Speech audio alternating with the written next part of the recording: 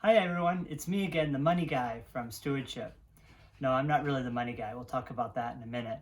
But we did want to give you a quick update about our church finances. So I have three things to share with you today. First off, we're still giving.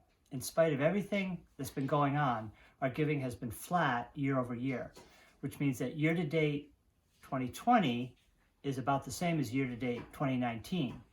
You might remember that our budget is up 8%. So that means that we're a little behind budget, and second quarter has been softer than first quarter, but we are very grateful for your consistent giving. You may also have read that we've been granted a Paycheck Protection Program loan, and we'll apply to have this forgiven after 60 days, and this will help our cash flow quite a lot. I'm also very happy to report that the number of families who are using automatic recurring fund transfers has almost doubled since March, doubled. So see, all the cool people are doing this, and you can too. So my first point is that despite the pandemic and the economic crisis, have not dampened at all your generosity or commitment to our church, and this is cause for celebration. So the second thing I'd like to point out is that we're still very much doing ministry. You hear about this every week in the announcements. And remember, the Stewardship Committee doesn't care about money. We care about ministry. We just, need some money to make it happen. The ministry we're doing hasn't cost as much, so our expenses are down from last year. But as far as I can tell, our enthusiasm is absolutely not. Just as a personal example, I have the opportunity and privilege to help Chelsea out with the middle school youth group.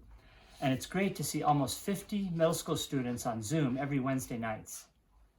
You hear at the beginning of every service, including today, about all the other ways that we continue to gather and to study together, and lots of good ideas in the works for the summer as well, like for VBS, for example. So my second point is that the pandemic hasn't dampened our commitment to ministry or to meeting together, which is also cause for celebration.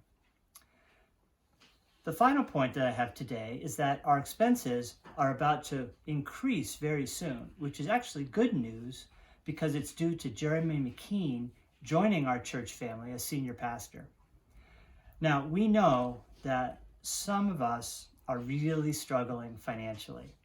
So I'm just pointing out that those who are able will have to make some adjustments in order to meet the needs in the second half of the year.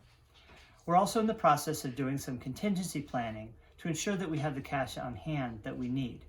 But I wanted you to be aware of this additional commitment we're taking on, which, like my other 2 points, is cause for celebration. So we really have a lot to be thankful for during a challenging time. Thank you again for your faithfulness. Please give if you can.